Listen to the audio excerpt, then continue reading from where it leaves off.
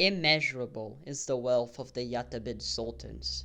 From California to Canton, from Glasgow to Cape Town, there is not a corner of the world where the golden star cannot seep its influence.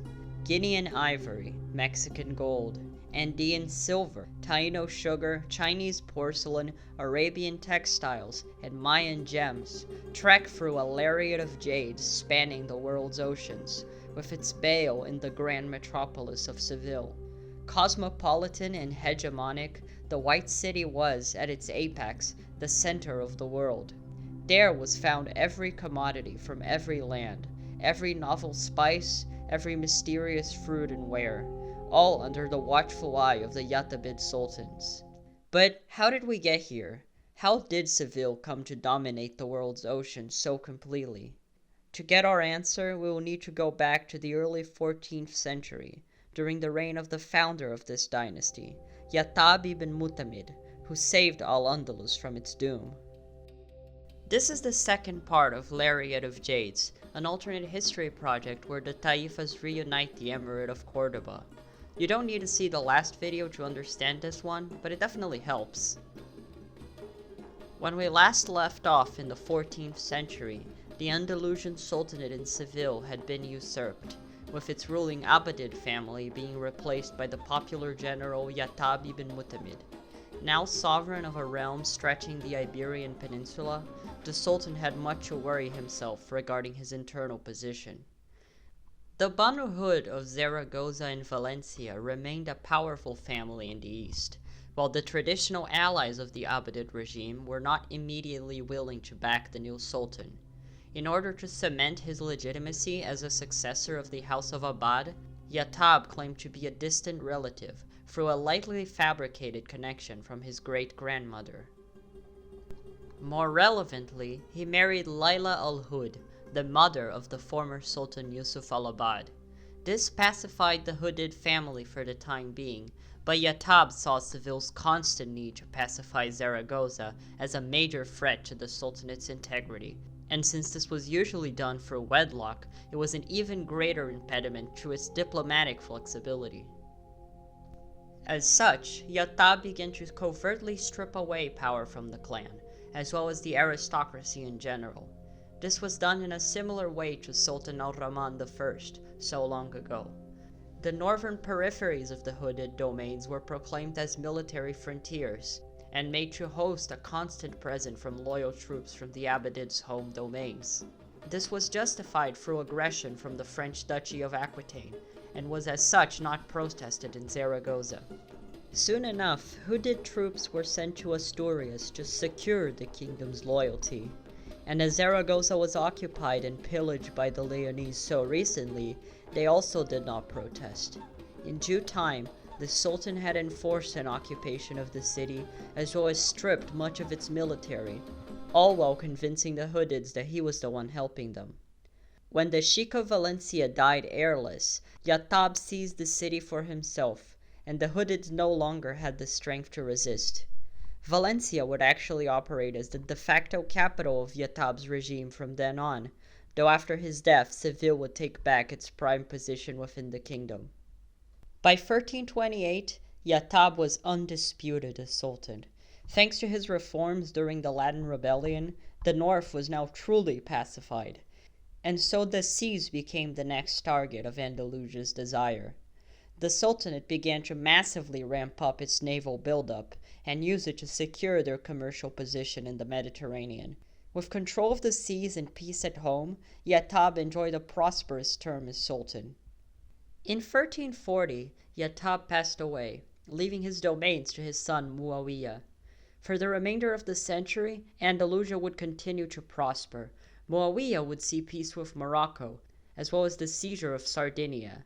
The navy would continue to expand, soon coming to rival the great Italian city-states on the seas. I will skip detailing this part of our tale so we can more thoroughly discuss the 15th century, as it is definitely the most consequential for Andalusian history, but safe to say the remainder of the 14th century was a period of internal growth. 1423 was a critical year in Seville.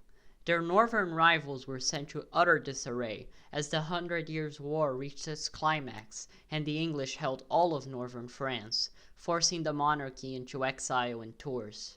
Here, Sultan Garcia I al-Yatab saw an unmatched opportunity to once and for all destroy the French kingdom and replace it with a friendly Plantagenet regime. France would suffer an Andalusian invasion, at which point the English would rally the remaining French lords under their banner and defeat the incoming Saracens and push them back to Montpellier.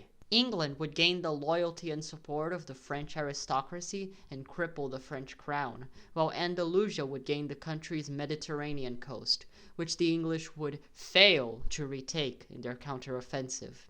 It is unknown whether this was some actual conspiracy between the two powers, or if they were merely both acting in their own best interests separately, and saw no need for any further conflict than necessary. It's possible that, for instance, England did legitimately believe that Andalusia was attempting to conquer France in their time of weakness, and just didn't believe pushing back into a well-defended Montpellier would be more valuable than sparing those resources to consolidate their new rule over the country. Conversely, it's possible that Andalusia was more ambitious territorially than they let on, and themselves just weren't interested in getting stuck in a prolonged war with England. Regardless of the truth, London and Seville were back on good terms within the year. The English victory gave Andalusia access to French markets, which they would take advantage of not only to massively enrich themselves, but to cement Andalusian ceramics as the pinnacle of aristocratic luxury in the European continent, exporting enormous amounts of tin-glazed Saragossa ware to the new Plantagenet courts in Paris. With access to one of the largest commercial networks in the world, the Yatabids sultans began to look eastwards and dream of cornering the Ottoman and Egyptian spice markets by sailing around Africa. Thanks to a seafaring culture cemented through the generations, Seville had access to some of the best maritime technology of the age, as well as a steady supply of experienced sailors. The compass and the triangle sail would allow Yatabid ships to go around the Cape of Good Hope by 1488. Andalusian exploration of the Indian Ocean would have the unintended consequence of making a bitter rival of the rising Ottoman Empire. With its lax commercial policies and strong trade connections to Christian Europe, many Andalusian luxury goods sold for a fraction of the price of their Ottoman counterparts in many regional markets, which would ironically force al-Andalus into an even more dedicatedly cosmopolitan foreign policy, as in order to combat their new eastern enemies, they would have to collaborate with Christian sovereigns from Austria, Hungary, and even Russia on occasion. The new trade routes also brought with them a much larger volume of Andalusian ships sailing through the Atlantic, which led to vassals occasionally sailing off course. In 1496, the remnants of a shipwrecked crew claimed to have landed on a vast unknown island to the west, and rumors began to spread. No formal expedition was assembled immediately, but tales of new lands in the far west began to grow in the popular imagination. In 1499, a poem about the lands of the Great West, or Al-Kabir al-Garb, across the Atlantic became massively popular, and every once in a while more rumors of Andalusian landings brought more fuel to the fire. This wild speculation would finally end in 1501, when Prince Hassan al-Aftaz of Lisbon assembled a fleet and sailed to the west. Indeed, they had found a new land, and it was populated by a strange people. He named it after the poem, and today in the West we know it as Akarbia. Almost immediately upon laying eyes on the New World, al-Aftaz would see the opportunity for enormous amounts of money to be made. In the island of Hispaniola, the Andalusians encountered a native people known as the Taino. They lived in a number of rival tribes scattered across the island, ruled by small kings and chieftains. Though Hassan noted that it would be quite possible to conquer the island for al-Andalus with a relatively small force, such a gamble was deemed a risky waste of resources by the Sultanate in Seville, which saw these new discoveries almost entirely as a new financial investment, and were not keen on risking it all in a war on the other side of the world. As such, the Yatabid approach to colonization was fairly informal. Al-Aftaz would purchase rights to a harbor in the island's south, where he would build the fort known as Hishin al-Malik, the first jewel of Andalusia's infamous Lariat of Jades in the Caribbean. I should note that my reasoning for Andalusian colonization to be carried out like this, rather than with sweeping conquests like the Spanish Empire, is that the two powers have a very different ideological view of the New World. Spain was founded on the Reconquista, in a religious struggle against the Muslims which had ruled the peninsula, and was a new and insecure power in the European stage, on an unpopulated and rather impoverished peninsula which had been bogged down in religious wars for centuries. Upon the discovery of the New World, the conquistadors came searching for God, glory, and gold, not only for profit, but also to convert the native peoples of the Americas to Christianity, and to cement their name in history through glorious conquest. Meanwhile, Andalusia is not only a much more cosmopolitan society, but an older and less militaristic one, though they are of course still religious and would be interested in converting the natives to their own faith. It will be far more immediately valuable to instead establish with them trade links and soft power, building influence in a much similar way that Portugal did in the Indian Ocean. Trade with the Arabs led to Iberian culture spreading rapidly to the island, with the Islamic religion following as Taino chiefs who converted enjoyed preferential treatment from the powerful Sultan. Within the decade, the islands of Hispaniola and Cuba were completely financially dependent on Andalusia. Local rulers were almost entirely Muslim, proclaiming themselves emirs and sheikhs, and a growing segment of the population followed suit. Many of them could speak Arabic, and though for now the population remained mostly culturally Taino and with Andalusian influence, over time the islands became more and more Arabized, both due to contact with their new de facto colonial overlords and due to disease, as after being devastated by Old World plagues, many of the Taino sheiks brought in Arabic settlers to fill their crippled manpower pool, who mixed with the local population and eventually led to a mostly Arabic Taino mestizo society. Andalusia's relationship to the Caribbean was undoubtedly extractive, artificially creating conflict between the local leaders to keep a constantly fragmented balance of power and ensure the necessity of loyalty to the Sultan. The more Arabic the Isles became, the less local religious and cultural practices Seville tolerated, with native leaders under foreign influence zealously purging their own society's cultural practices in favor of the advanced civilization which their colonial overlords sold to them. The practical result is that by 1511 the Caribbean islands were home to a string of Muslim, semi-Arabized petty kings governing a traditional Taino population, which though nominally all independent, in practice all had some sort of subservient relationship to the Sultanate in Andalusia, mandated by a multitude of individual treaties and agreements, and forced by the economic might of Andalusia's directly governed colonial outposts of Malacca and Havana. Over the next few centuries, the elite's culture and religion would trickle down into the rest of the population, and by the 1650s the islands were thoroughly Arabized. Despite some Arabic migration, Hispaniola's population decline still posed a major issue for the island's cash crop production, which was increasingly its driving economic factor. By 1516, Hishin al-Malik became a major hub for the slave trade, as Taino aristocrats began importing slaves as a labor force to work on the plantations. Initially, these were largely Slavs sourced from the Crimean Khanate and Italians captured by the Barbary states, but later Africa would become a preferable source due to its proximity and not being reliant on the Ottomans for market access. Almost immediately after the foundation of Malacca, Andalusian explorers began to sail the rest of the Caribbean and trade with the natives, often to mixed success. Expeditions to Mexico had revealed the region to be dangerous, home to a powerful native empire centered around the city of Tenochtitlan. However, Andalusian interests desperately craved access to the Aztecs' vast gold mines, so respecting their isolation was out of the question. Tensions almost immediately began to rise, not only between the Andalusians and the Mexica, but within Andalusia itself as to how to sort the matter.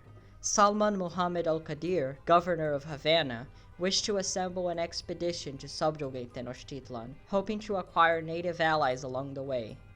Hassan al-Aftas, meanwhile, who had been made governor of Malacca, feared irreparable damage to the small settler population of the Caribbean were such an expedition to fail, for unknown rewards, as it was not known to the Andalusians how deep inland Mexico's gold reserves were. Instead, the governor wished to negotiate an alliance with the Mexica, much like they had done in the Caribbean. Alafta's caution was not to be mistaken for pacifism. In 1517, the governor eagerly jumped on an internal squabble between Mayan kings after being promised the port of Campeche as a reward. The Andalusians would continue to support the Tuturcio from their new base, which would prove their most profitable new venture. Thanks to Andalusian assistance, the Tuturcio would manage to acquire the loose fealty of most of the Mayan kingdoms by 1532, reforging the League of Mayapan as an Andalusian ally. This Mayan League would open to Andalusian markets an unbelievable amount of rare gems that immediately became the object of European desire. The reason why Andalusia's empire is referred to as the Lariat of Jades is precisely because of the flow of Mayan jades from Campeche to the markets of Europe, which, although not the most profitable of Andalusia's trade routes per se, became a symbol of its wealth and luxury. Campeche soon became a thorn on Tenochtitlan's side. The city became a hotspot for smuggling, with internal enemies in Aztec territories receiving European firearms from informal trades in its shores. Many of the empire's subjugated peoples came to convert to Islam, and even some in the Tenochca aristocracy. This was no accident, but rather a show of force by Andalusia meant to threaten the Tenochca Aztecs into submission.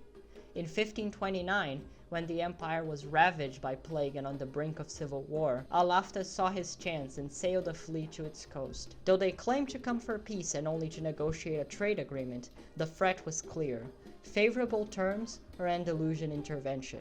Though furious, Emperor Cuitlahuac of Tenochtitlan did agree to meet the governor. A smooth and cunning negotiator, and fluent in 6 indigenous American languages after almost 30 years in the continent, Alaftas played the negotiations perfectly. In exchange for a number of minor or symbolic concessions, such as cracking down on smuggling to Aztec enemies and recognizing the Tlatoani as an equal partner to the Yatabids Sultan, a statement which became more and more delusional as Andalusia's supremacy over their partnership grew more and more, the emperor agreed to open Aztec markets to Iberian merchants and give a small land grant to the Arabs, upon which would be built the port of Madinat Khania.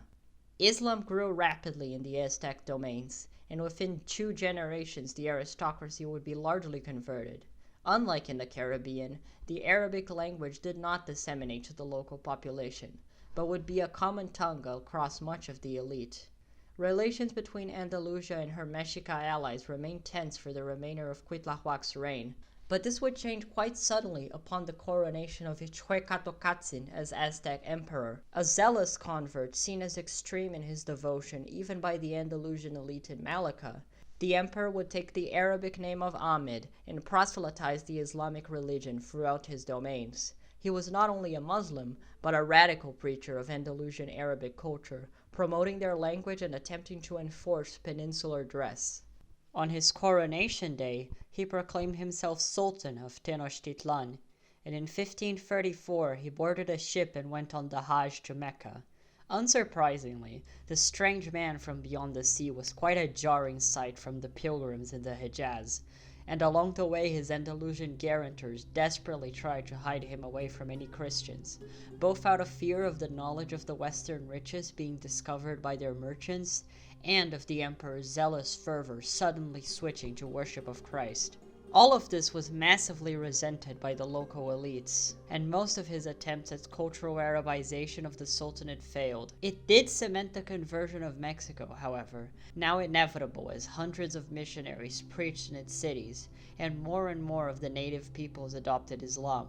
Upon Ahmed's death, a string of more reasonable sultans, who did not take Arab names, would intertwine the religion with traditional customs more cleanly, making of Mexico a more religiously stable regime. Islam also spread from Aztec domains into the Purepecha in the west, who later came to their own agreement with Seville and joined the growing informal Andalusian Empire. In Central America, colonization went much the same. Andalusian-backed convert chieftains would carve themselves local kingdoms, using jihad as justification to expand their domains. The Yatabids would continue to support them, in exchange for their economic loyalty and trade ports from which to control them. Soon enough, only the highlands of Guatemala remained completely independent, with the kings of Petenitza defending themselves against constant Managua, Mayan, and Aztec jihads. In South America, meanwhile, an interesting development took place. The small Cagaba tribe united under a sultan and conquered themselves a vast empire in the north of the continent by defeating the Muisca Confederacy, eventually making an alliance of their own with the Andalusians and ceding some ports. Their much more powerful new sovereign neighbors, however, looked at this northern development with dismay. Islam was also beginning to spread into Inca territories, but instead of rejecting this new coming religion or embracing it as new Yatabid allies, the Sapa Incas instead elected to adopt the new faith in its own terms while rejecting Andalusian influence. Completely rejecting Arabization, Tawantinsuyo became a powerful and sovereign competitor in the continent, constantly pressuring Cagaba and fending off Andalusian invasion multiple times. They did not isolate themselves, and in fact the two enemies traded quite often, but unlike the rest of the continent, the Sapa Inca truly did approach the Sultan as an equal, and this was reflected in commercial policy. By the 1540s, knowledge of the New World has spread into most of Christian Europe. We will not cover their efforts very intensely since this video is already long enough, and I want to mostly focus on Andalusia, but the main Christian colonial powers were Burgundy, German merchants under the Hansa, independent Englishmen trying to escape Plantagenet rule, and later the Angevin monarchy itself. Morocco was also a major player in the colonial game, later capturing some Andalusian possessions. But what matters for our story now is that due to native resistance to disease and the lack of enthusiastic colonizers, since the most powerful European nation capable of asserting power overseas was largely uninterested in the New World until much later, most colonies ended up being smaller than in our world, and mostly composed of mixed populations which practiced the colonial culture, rather than native populations being completely replaced in most areas. Some native populations would also convert to Christianity and form their own kingdoms, and religious and ethnic differences grew much more complicated than in our world's American continent. The rise of Christian settler colonies grew to threaten Andalusia's northern position, and the promise of new lands to the west proved too attractive to some of the peninsula's population. Rather than being brought into native states as bureaucrats, many Andalusians migrated west independently, founding new Arabic settler states and only later submitting to Seville. Among these private colonists were Garcia ibn Nasir, who would conquer himself a small empire in Sonora. He would found himself a dynasty there, and a brutal regime that would enforce the Arabization of the locals. Founding the city of Tears in the heart of Sonora, Garcia's slave raids would reach far into the interior of the continent, antagonizing the Californians against Islamic power, which would later make the region ripe for settlement by private English colonials.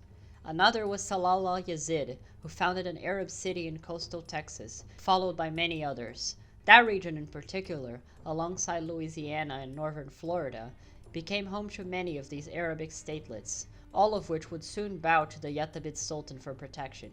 Here, colonies were run almost completely independently, varying radically in administration. Some were largely peaceful and sought to live harmoniously with their native populations. Others were vicious settler regimes which tried to conquer native and Arab alike, and others were somewhere in between. The largest settlement of the so-called Arab Gulf states was the Fort of the Pearls, Hishinalulu, which fended off many invasions by the Muskogee kings. A growing cosmopolitan hub, Al-Lulu became one of the most tolerant cities of the Western Hemisphere at the time.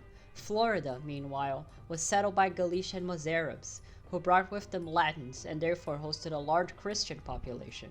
Booming demand for sugar, tobacco, and coffee led to the establishment of a new state-sponsored settler colony in the style of the Gulf states, which would be founded in the north of Brazil in 1552. With its central port in New Valencia, the colony would be governed by Arabic bureaucrats and settled by thousands of Andalusian Arabs, who then brought in thousands more African slaves to work massive plantation networks. The colony became immensely profitable, though its expansion was limited as the Burgundians established their own settlements nearby and succeeded in converting many of the natives to Christianity, creating from them allies against the Andalusians. This whole time, Andalusia was also investing in eastern outposts along the coast of Africa and India, much like our timeline's Portugal. I'm not focusing on these eastern expeditions because they happen pretty much exactly the same as in the real world and are therefore not as interesting. For a brief description, though, the Yatabid government established a number of factories and trade outposts along coastal Africa in order to secure their trade connections with the Congolese for slaves, eventually resulting in the Congo Kingdom's conversion to Islam, as well as their access to the Indian spice trade, with their primary fort in the region being Goa. This resulted in substantial conflicts with the Ottomans, at times breaking out into full-scale war in the Indian Ocean. In order to keep pressure on the Turks, the Andalusians acquired coastal possessions in Arabia, though in the 1650s the local Ibadis would kick the Andalusians out of Muscat and try to seize Kilwa and Zanzibar too. Andalusian primacy in the Indian Ocean was longer lasting than Portugal's, but would soon be challenged by Burgundian, Scottish, Danish, and Hanseatic merchants seeking to carve out their own colonial possessions in Asia. The conclusion to these eastern voyages was that Andalusia acquired an enormous amount of wealth, but most of their territories would be lost or fall into irrelevance in later centuries, bar their larger possessions in Kilwa and some in West Africa. Nevertheless, with both the Americas and Asia, the effects of these riches on the Andalusian heartland were much more long-lasting. The fact that Andalusia's empire was so informal and that they had so much less control over the colonies actually let it avoid one of the main issues with the Spanish Empire: massive inflation due to an enormous amount of American gold and silver flooding the Spanish market. Without that, and with instead a constant stream of commercial activities flowing both ways, Andalusia is incentivized to invest their treasures more wisely, and less settler colonies also means less Andalusians leaving the country, and so a larger population. Is this authorial bias to make sure the protagonist of this alternate history scenario doesn't just become a poor and underdeveloped sick man of Europe? Kind of, yeah, but I hope I set it up in a way that still makes enough sense.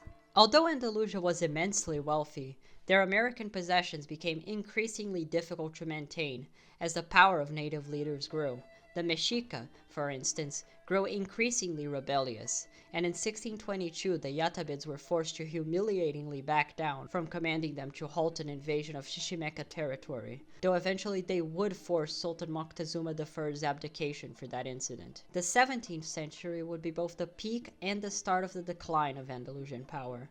At the century's beginning, al-Andalus was the undisputed hegemon of the world's oceans, turning an entire continent's worth of great nations into a tapestry of bickering sheiks competing for Seville's favor. Its capital, one of the greatest cities in Europe, rivaled Venice and Constantinople in splendor, and made Paris shameful by comparison. Culturally, the Andalusian transformation of the Americas was extremely stark. In the Caribbean, the Taino were assimilated almost completely into the Arabic identity, with only Western Cuba escaping total Arabization and becoming a distinct cultural group from Hispaniola. In the continent, Arabic and native languages were used simultaneously, while the Islamic religion reached even the furthest reaches of Mesoamerica. Adopting Old World administration, many of Andalusia's client states imposed a degree of centralization hitherto unseen in the region, with the Aztecs in particular taking great advantage of religious, military, and bureaucratic techniques of the East in order to pacify and assimilate its previously tenuous possessions. Nahuatl spread as quickly as Islam, and Seville's disapproval was the only thing stopping the Mexica from conquering even further into its Muslim neighbors. The Mayans, meanwhile, were somewhere in between Mexico and the Caribbean in terms of autonomy. Though they did convert, they largely rejected Arabization, which Andalusia tolerated only because of the critical importance of the region's jades to her empire, and mostly integrated Islamic practice into their native culture. However, the fragmented nature of the Second Mayapan League meant that Andalusian governors held much more leverage than with the Tecnochca, which they used to maintain the region's divided status quo. This led to the Yucatan developing significantly slower than the Aztec domains, and being much more reliant on Seville, which would have significant consequences at a later time. By the end of the century, however, Andalusian hegemony began to wither. By no means was Andalusia relegated to a minor power, but it was also quickly losing its hegemony. Morocco seized many of her colonies in the Caribbean, most painfully Jamaica, while the Angevins finally began to take a meaningful interest in colonization, acquiring a strong domain over the southeast coast of North America. For the first time, the relationship between Paris and Seville began to shift from one of friendship to antagonism, a crushing blow as Anjou was an enormously prosperous kingdom themselves. The English themselves also became a problem. Despite it being the Kingdom of England that conquered France, the reality soon proved to be the opposite. The Plantagenets were cemented as a French dynasty, and England became increasingly neglected and treated like an extractive colony. This led many Englishmen to flee the New World and found their own nations, independent colonial statelets in the American continent. Many English colonials resorted to piracy in their New World possessions, or otherwise to support pirates as safe havens. These would then harass Andalusian possessions and allies in the Caribbean, majorly frustrating eastward trade. Eventually, English settlers found their way to California, threatening the Garciads and other Andalusian allies in the region. Most horrifyingly, Japanese Wuku pirates converted to Christianity by European merchants would be exiled from their home islands in 1614, and while some scattered or settled in Danish Formosa, many others instead went to the New World, establishing in Oregon a Christian Japanese pirate republic, which came to terrorize western Mexico. As we reach the end of the 17th century and the conclusion of part 2 of this timeline, the position of the Yatabid Sultanate is increasingly troubled. Diplomatically, they are gaining enemies significantly faster than allies. The empire is becoming difficult to control, and new opportunities for growth are difficult to come by. Andalusia would carry on as a diminished but still great power until the end of the next century, where a major shakeup of the world system would bring disaster to Seville. Unlike with part 1, where I already knew that I would make a sequel, I'm not sure if I should make a part 3. The colonization of the Americas is obviously the meat and bones of this timeline, but it could be potentially interesting to cover the Yatabids' transition to the modern era and the coming of the modern age in general. I'm considering focusing more on the rest of the world rather than zooming in so much on Andalusia. There are some interesting players to keep track of. France, England, Austria, the Hanseatic cities. Hell, even the West Coast has some interesting action going on, with the English settler states in California on the verge of unification, and the Japanese pirates fending off an increasingly industrial imperial metropolis. Obviously though, more detail on the outside would mean less in Seville, so maybe comment where I should go from there. Either way, this is the end of our road today. So yeah, if you want a part 3, do all the YouTube stuff, subscribe and like and whatnot.